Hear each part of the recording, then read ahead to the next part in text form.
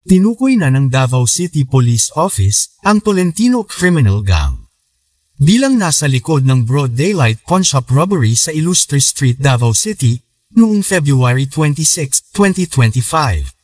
Sinabi ni DCPO Chief Police Colonel Hansel Marantan sa isang press conference noong March 6 na karamihan sa mga suspect ay involved na sa past robberies.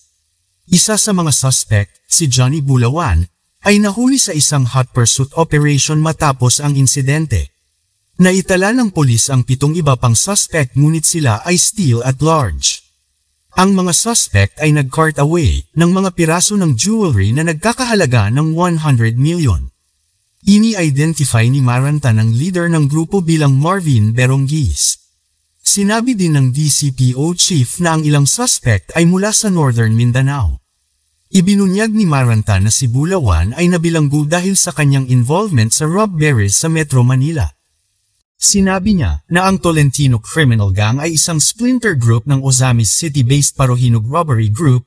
Matapos na dismantle ang Parohinog Group, sinabi ni Marantan na ang ilang younger members ay nag-organize ng kanilang sariling criminal operations. Idinagdag niya na ang Tolentino Criminal Gang ay isa sa mga grupo na involved sa robbery hold-up ng isang courier company sa Metro Manila. I've been fighting this group since 2004 in Manila. I know what they are capable of. These are monsters, sabi ni Marantan, na nasugatan sa isang shootout laban sa isang criminal group noong 2013. Ang February 26 incident ay nagdulot ng criticisms laban sa security sector dito. May mga insinuations na kumalat sa social media na ang insidente ay naglalayong matarnish ang image ng Davao City na itinuturing bilang one of the safest city in Asia.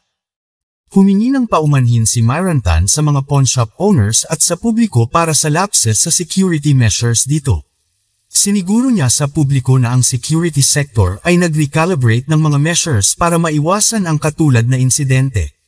Tiniyak ni Marantan na nakikipag-collaborate sila sa police units sa ibang regions para ma-track down ang iba pang mga suspect. Narecover ng police ang getaway vehicle ng mga suspect sa Hingoog City, Misamis Oriental noong March 4. Ang Hingoog ay 350 kilometers north mula Davao City. Sinasabi ni Marantan na ang mga appropriate charges ay kasalukuyang pinaghahanda laban kay Bulawan at sa kanyang mga cohorts.